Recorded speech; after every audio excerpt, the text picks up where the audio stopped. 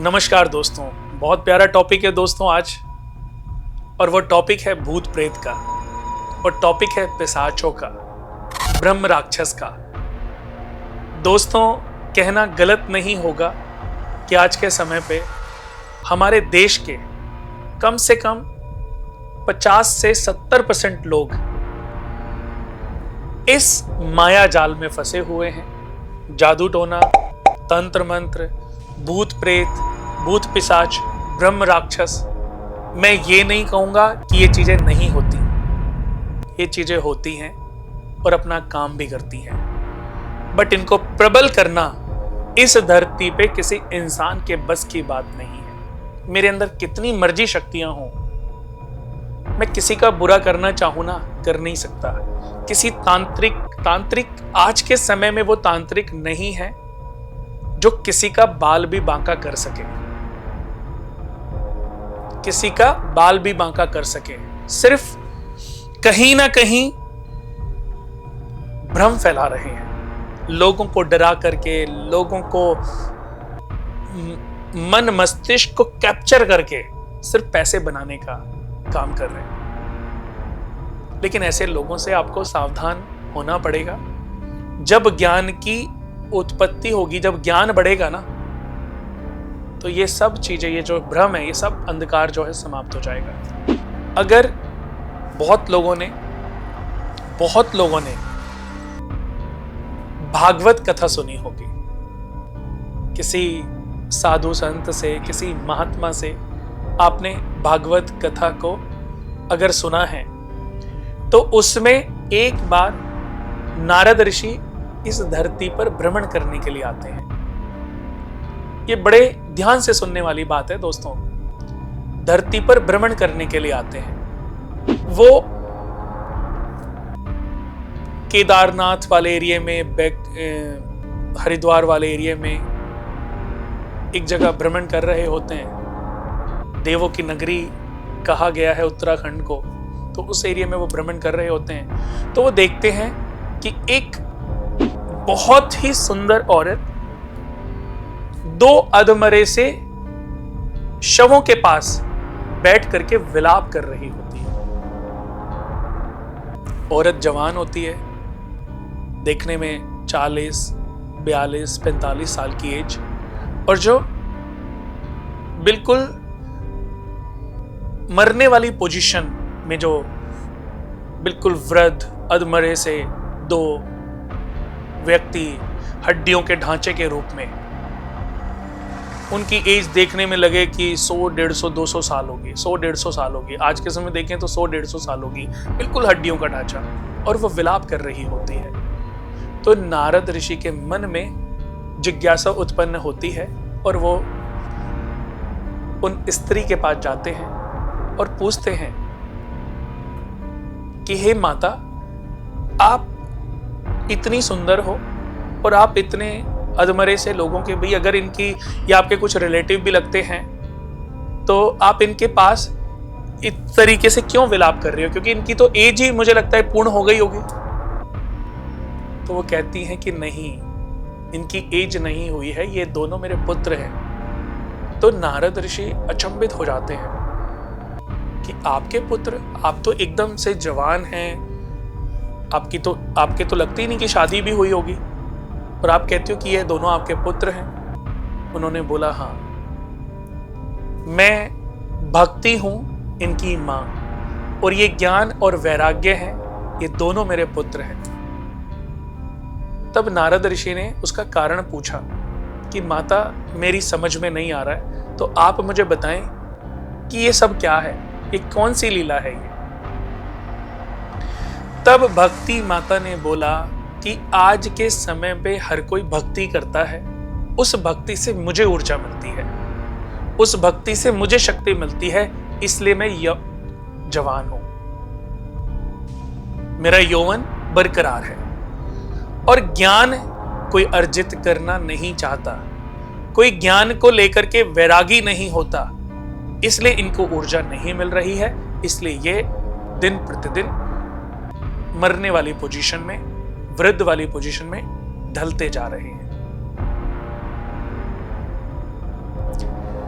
दोस्तों, नारद ऋषि को जब ये पता चला तब उन्होंने, क्योंकि ये अभी हम उतनी कथा में नहीं जा रहे हैं, हमारा टॉपिक कुछ और है, तब उन्होंने उनके कहने पर सुखदेव जी ने पहली बार भागवत की थी, जिससे उनके अंदर प्राण वापस आए।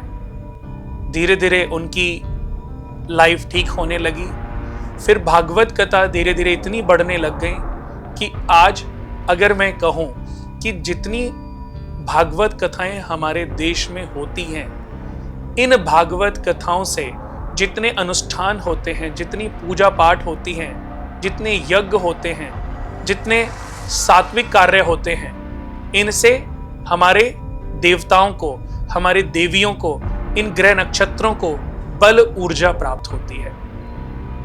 जब इनकी बल ऊर्जा, इनकी शक्तियां बढ़ती हैं, तो इसका ये रिटर्न बैक किस रूप में करते हैं? खुशहाली के रूप में, अच्छे वातावरण के रूप में। अच्छे फ्रूट्स होते हैं, अच्छी सब्जियां होते हैं, अच्छे मिनरल्स, अच्छी वनस्पति, हर चारों तरफ सुख शांति, सुख समृद्धि और वैभव बढ़ने लगता है। और जब हम कलेश करते हैं, घर में लड़ाइयां करते हैं, गालियां मुंह से निकालते हैं, किसी के साथ बुरा करते हैं, किसी के साथ षड्यंत्र रचते हैं, इससे राक्षसों को, राहु केतु को, राक्षसों को बल मिलता है। और जब उनकी ताकत बढ़ती है, जब वो पावरफुल होते हैं ना, तो उसको रिटर्न बैक वो किस तरीके से देते हैं? सुनामी आती है, प्रलय होती है, एक्सीडेंट होते हैं, लोगों के साथ मिसहैपनिंग्स होती हैं। आज आप देखो कि सब्जियां हमें ठीक से नहीं मिल रही हैं, इंजेक्शन लगा करके लोग सब्जियों को अपग्रेड कर रहे हैं, फलों को केमिकल के साथ पका रहे हैं। तो ये सब क्यों हो रहा है? क्योंकि हम अपने जीवन में ऐसा कोई दिन नहीं होता जब किसी की बुराई ना करते हो, जब किसी के बारे में बुरा ना सोचते हो, जब किसी का बुरा करने के लिए कोई कदम ना उठाते हो। बहुत लोग हैं। मैं तो भगवान से प्रार्थना करता हूं कि भगवान जाने अनजाने में भी मुझसे कोई गलती मत कराना, बट बहुत लोग होते हैं। बहुत लोगों को शायद मेरी ये बात अच्छी नहीं लगेगी, पर बहुत लोगों को मेरी ये बात अच्छी भी लगेगी कि एक तरफ देवता हैं और एक तरफ राक्षस हैं। ये हमें डिसाइड करना है कि हम इनकी ऊर्जा को कैसे बढ़ाएं। सिर्फ अच्छा सोचना है, अच्छी वाइब्स उत्पन्न होंगी, इनको ताकत मिलेगी, उसका रिटर्न बैक आएगा। जो अभी हो रहा है वो बहुत गलत हो रहा है, ये हर एक व्यक्ति को समझना पड़ेगा। मैंने अभी देखा नकली घी पकड़ा जा रहा है, कहीं पर नकली दूध पकड़ा जा रहा है, नकली सब्जियां। वो कौन लोग हैं जो ये काम कर रहे हैं? क्या उनके माता पिता नहीं है, उनके भाई बहन नहीं, उनके परिवार के लोग नहीं हैं? उनको ये पता नहीं है जिस नकली घी को वो बना रहे हैं, वो नकली घी कल को उनकी फैमिली का कोई सदस्य खा के भी बीमार पड़ सकता है, उसकी मृत्यु हो सकती है, बट उसको इससे कोई फर्क नहीं है। उसको अभी से पैसे बनाने हैं, उसको अपनी लाइफ को थोड़ा सा अपग्रेड करना है। और ये लालच इतना हावी होता जा रहा है, इतना हावी होता जा रहा है कि कोई जिए कोई मरे, उन लोगों को फर्क ही नहीं है। भूत पिशाच ऐसे जो लोग होते हैं, इनकी जन्म कुंडली में चंद्रमा वीक होता है, चंद्रमा पीड़ित होता है। चंद्रमा ऐसे व्यक्ति को मेंटली डिसऑर्डर कर देता है। जिसका चंद्रमा नीच का होगा, जिसका चंद्रमा शनि के साथ बैठा होगा, जिसका चंद्रमा राहु के साथ बैठा होगा, जिसका चंद्रमा नीच का होकर मंगल के साथ बैठा होगा, या जिसका 5वां घर नीच का होगा, 5वां घर पीड़ित होगा, तो ऐसे लोगों के साथ ये जादू टोने, तंत्र मंत्र, नेगेटिव चीजें, भूत प्रेत जैसी चीजें बहुत जल्दी इनके ऊपर प्रभावी होने लग जाएंगी। और ये इन चीजों में इतना ज्यादा उलझ जाएंगे कि इनसे निकलना शायद इस जन्म में इनके लिए मुश्किल है। ऐसे आपने बहुत सारे लोग देखे होंगे जो सड़कों पे, जिनके अपने सारे सेंस आउट हो जाते हैं, जिनकी सोचने समझने की शक्ति खत्म हो जाती है, जिनकी मनस्थिति बिल्कुल मस्तिष्क पर, अपने हमारे शरीर के बाकी हिस्सों पर हमारे मस्तिष्क की कमांड जो है चली जाती है। सब मन जो है वो चंद्रमा है। इस धरती पर जो पानी है वो चंद्रमा है, हमारी मनस्थिति चंद्रमा है। तो चंद्रमा का पीड़ित होना एंजाइटी देता है, डिप्रेशन देता है, भ्रम पैदा करता है कि अभी शायद कोई पीछे था, अभी शायद कोई था। उनको अंधेरे से डर लगता है, वो अंधेरे में बात नहीं कर सकते, ऐसे लोग आंख मिला के बात नहीं कर सकते, ऐसे लोग घबराते रहते हैं, एंजाइटी होती है, डिप्रेशन होता है, किसी को हार्ट टच हो जाए, ऐसे बहुत सारे लोग हैं, किसी से टच हो जाए तो हाथ को रगड़ने लगेंगे, घर जाएंगे हाथ साफ करेंगे, ऐसे बहुत सारे लोग मेरे पास भी आए हैं। ये बीमारी होती है, पर ये बीमारी क्यों हुई? क्योंकि चंद्रमा वीक था। चंद्रमा, बहुत सारे हमारे ऋषि मुनियों की जन्म कुंडली में भी ये ग्रह नीच के होते होंगे, पर उन्होंने मेडिटेट करके चंद्रमा पर यानी कि मन मस्तिष्क पर इतनी विजय पाई कि उन्होंने अपनी पूरी बॉडी को नियंत्रित कर लिया। जितने भी हमारे ऋषि मुनि हैं वो सबसे पहले चंद्रमा यानी कि मन पर को नियंत्रित करते थे, फिर अपने आत्मा को नियंत्रित करते थे मेडिटेशन कर करके, तप कर करके। दोस्तों, जादू टोना होता है, भूत प्रेत पिशाच होते हैं, किसी की मृत्यु अकस्मात हो गई, जीवन लिखा है लेकिन मृत्यु हो गई, किसी के साथ में एक की मृत्यु थी, 4 लोग और साथ में जा रहे थे, उनकी भी मृत्यु हो गई और अभी उसके ऊपर उसका भार है, तो ऐसे व्यक्ति प्रेत योनि में चले जाते हैं। अगर मैं देखूं कि ये पृथ्वी लोक है, पृथ्वी लोक और यम लोक के बीच में प्रेत लोक भी है, जहां पर हमारे पितृ भी होते हैं, दूसरों के दुनिया के सभी पितृ होते हैं।